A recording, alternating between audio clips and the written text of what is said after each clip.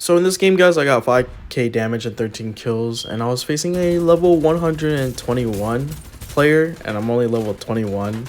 They were playing Maggie, and this is the player right here. They were gold 2. I'm still silver 5. I just started this game 2 days ago, so as for experience wise, it's not that much, but for my mechanics and outplay, I'm pretty much used to Watchmen at this point, and Maggie. Those are the only two characters I've played so far, and I got away with like 1 HP. This is a solo squad game. I'm also using like VPN from like Singapore because I was trying to test my internet to get ready for the tournament. And my tournament was with Emal and Russmith, and I really love those guys. Those guys are the best. They have the best synergy, best teamwork, and like friendship. I envy it a lot, and it reminds me a lot of my friends that I play with and everything. But yeah, I'm from like USA, Texas, CST time. So this is proof that I'm using the VPN, and my Wi-Fi ping was around 200 ping, and I was carrying the Singaporeans on my team. Look at that. Not even 121, 131, I mean, God.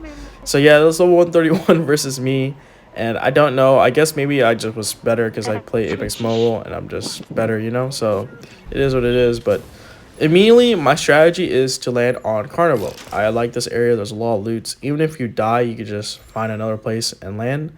But if you land here alone, it's really hard if the enemy team is like really coordinated together. So in the best players that land in Capital and World's Edge, the best players want to land in Carnival. This is similar towards that if you play Apex Mobile or Apex PC. This is the area that is usually where people land, in my opinion, or all the sweats at. And in our tournament, we did not land here, and I really wish we did because we were more used to this area, and we want every ranked game playing together and practicing and landing this area. I also had another spot that I think we can do next time if we don't want to land directly this area. Because what we could do is, if we die in this area, we could go over there, or we can land the other area and then third party and see how it goes from there. But yeah, that's just my think of strategy, because in this game, you want to like get damage and get your weapons evolve. It doesn't evolve your shield in this game, so yeah. You just find shields and then you get better shields.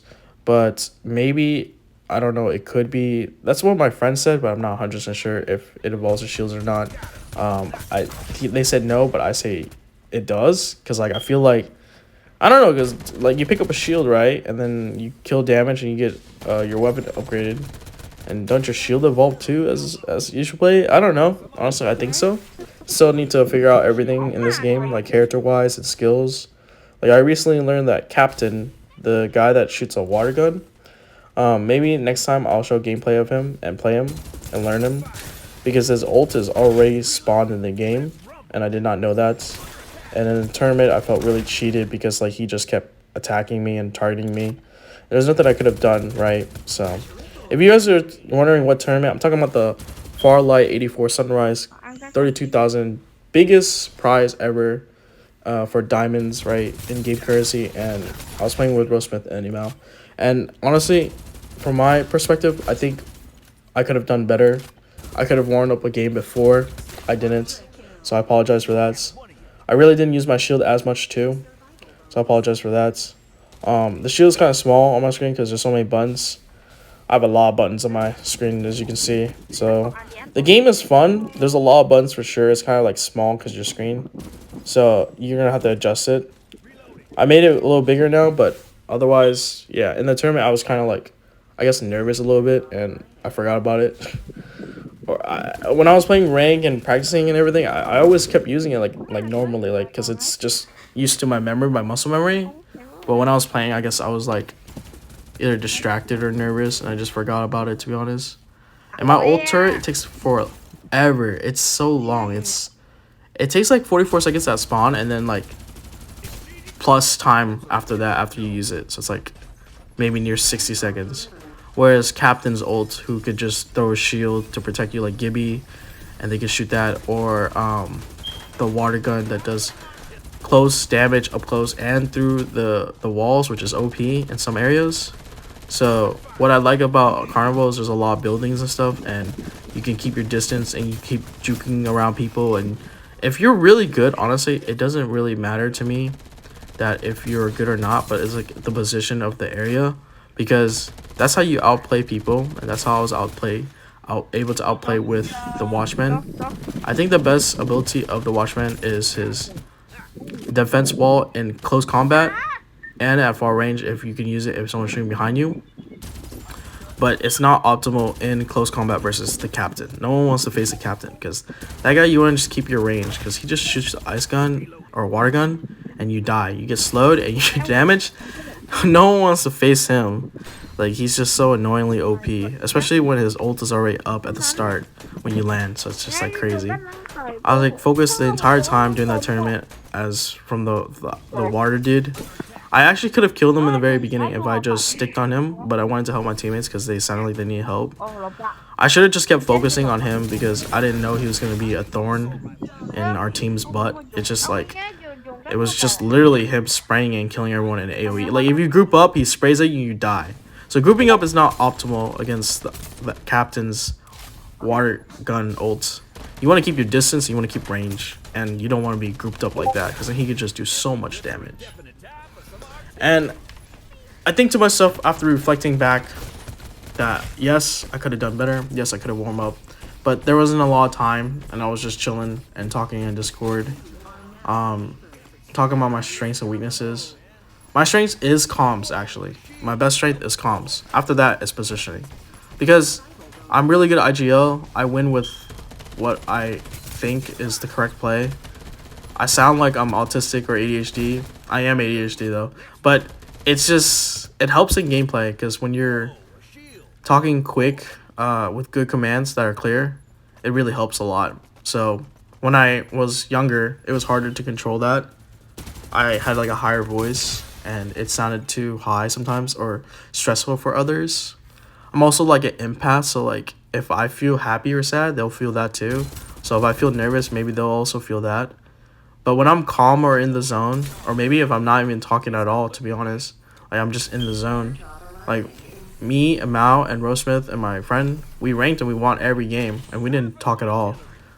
They were in VC, but we were just like, I was in game mic with my friend, so we were both in our different own worlds of comms, and it worked to our advantage to win.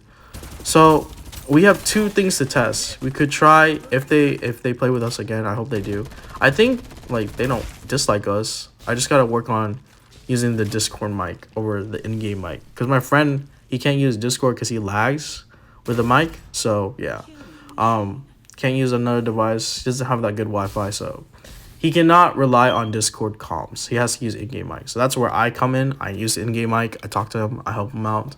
My comms are really good to help him because without it, he's kind of lost sometimes.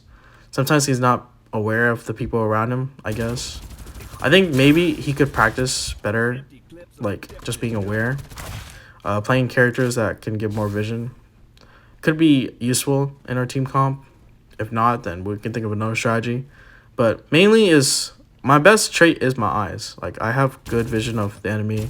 I know where they are, left and right. Like, some people might not have their comms and might not tell it, and they're just focusing because that's what they do. But I do both. I focus and I talk. And when I'm in the zone and I'm focusing alone, then yeah, I don't talk as much. But I'm with teammates, I try to talk as much as I can, and I calm, like the right calm to help us win. The entire time when I was playing with them, I thought they could hear me. They couldn't. So I thought that was funny. But my other friend could hear me in game, so yeah. Our teamwork is good. I think it just depends on our strategy, like which strategy we want to choose for us to do. I follow Rosmith because I think he's a good player, and he's funny, and he's passionate. He's like me, just British. I really enjoy from listening to them and talking to them, and I could probably open myself up more and be less stressful or nervous when playing with them.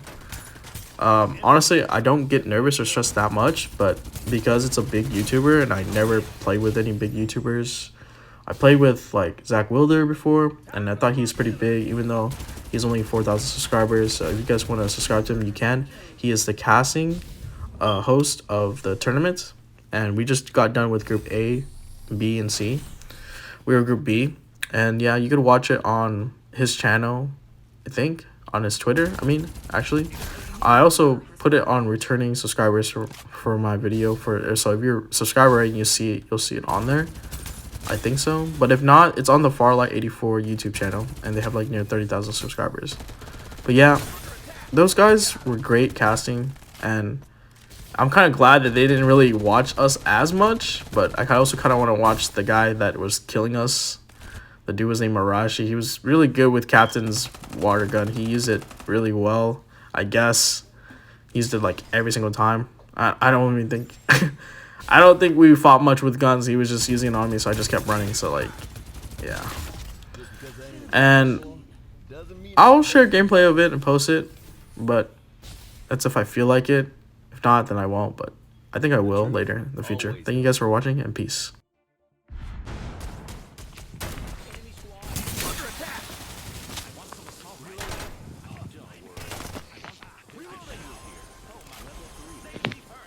Oh, I fucking lagged. He's like one. The captain guy's one.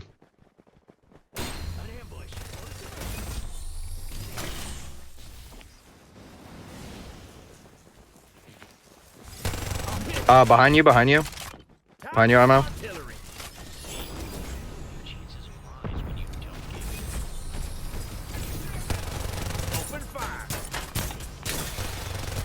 Empty clips are a definite no. Survival bonus. There's someone on me.